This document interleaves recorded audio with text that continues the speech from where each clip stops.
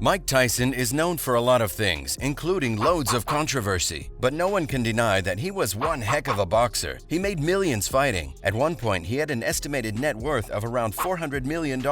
But he went from that to bankruptcy in just a matter of years. How did he spend all that cash? We will check out all the mind-blowing details next. First up is all the luxury vehicles. Most people who get rich want to buy themselves a few awesome cars right away. Not everyone gets it, but it's not unusual. The usual thing is the way that Tyson bought cars and the amount he bought. He had pretty much any luxury vehicle you could think of. For example, one of the cars that he wanted was a limited edition Bentley Continental SC. That one was so rare, there were only 73 of the cars ever made. You just know he paid a small fortune to get this one in his collection. He also had several Ferraris, Lamborghinis, and a Range Rover. He cared so little about the care of his cars that he often let friends borrow them, and then he would forget who has his cars. His assistants would then have to go out and search for his vehicles. He also had a 1995 Rolls-Royce that he got into an accident with. Instead of dealing with the repairs, he just told the garage that they could keep it. He estimated that he bought around 111 cars in his lifetime, and 19 of those were supercars that he didn't even want. He just bought them as gifts for his friends. Lucky friends. He spends millions on just cars, and it doesn't even sound like he really cared about them all that much. Next, mega mansions. Again, all of us would love to live in a nice house, and if you can afford it, then why not buy a beautiful place to call home? The problem was that Mike Tyson went way over the top when he bought his homes. He bought a massive mansion in Connecticut that cost him $22 million.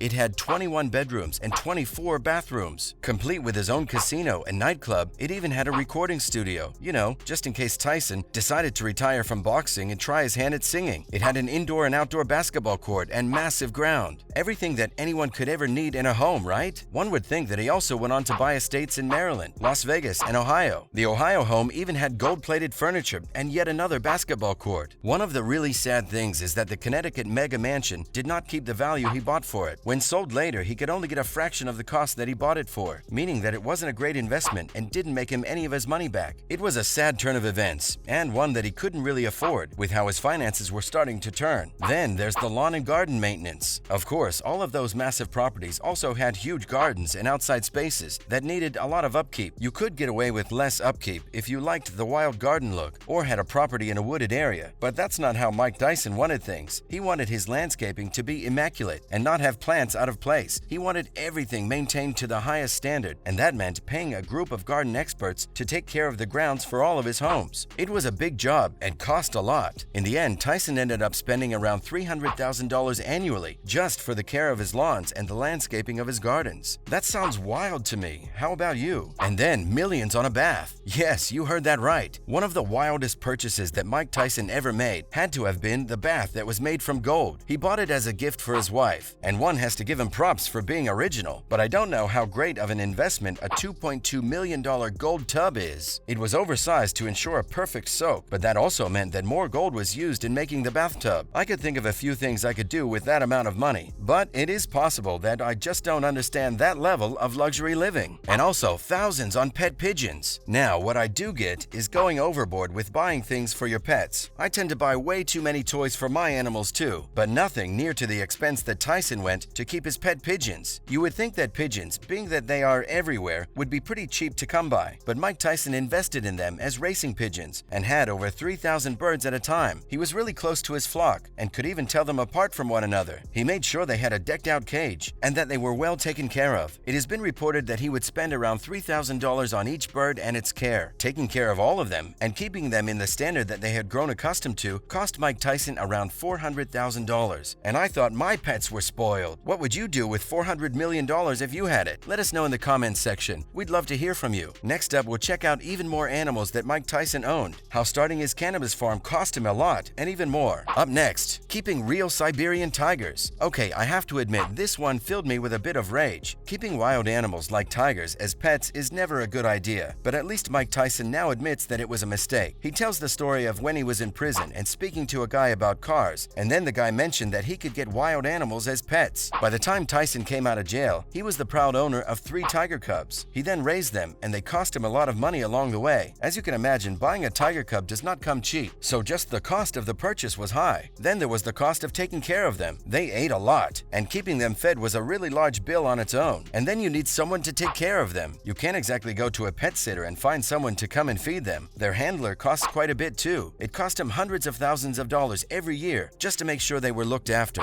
At least he did take care of them the best he could. And then there is cannabis farming. You would think that starting your own business, for example, a farm, would be a way to make some money, not lose it, right? Well, not so much if you're Mike Tyson. He loved cannabis so much that he decided he would get his own farm and start a business. He bought 40 acres of farmland that already cost a lot. Then he had to transform it into a cannabis farm. The startup costs were massive, but that's how business works. The only problem was that when it came harvest time, Tyson used so much of his own product that he didn't have much left to sell. It's estimated that he used around $40,000 worth of his own supply every month. And then when he would get friends over, which he did often, that amount would skyrocket. There was almost no chance of making money out of the farm, and instead it just became another money waster that kept Tyson and his massive entourage entertained. And also a massive tech bill. Yet another massive expense that was draining Tyson's fortune was the huge tech expense that he paid every month. He paid around $230,000 each year just for the mobile phones and other tech. How could one guy spend so much on phones? He didn't. In what seems to be a pattern in Tyson's life, he also paid loads of other people for their phone bills. He paid for mobile phones, pagers, and even the phone plans for many of his friends, his staff, and his huge entourage. It sounds like being a friend of Tyson back in the day really paid off, since he was paying for everything. But it didn't work out so well for him, since it also meant that he blew through his fortune very quickly. And a lot more. Mike Tyson never let a moment pass to spend some of his money. There was a lot more that he spent his cash on, including jewelry and other people. He loved to entertain. For example, just on one birthday bash, he spent $410,000 of his own money. And when they went out, he paid for all of his friends. Just a night out would end up costing him thousands. And living in such a way is no wonder that he spent $400 million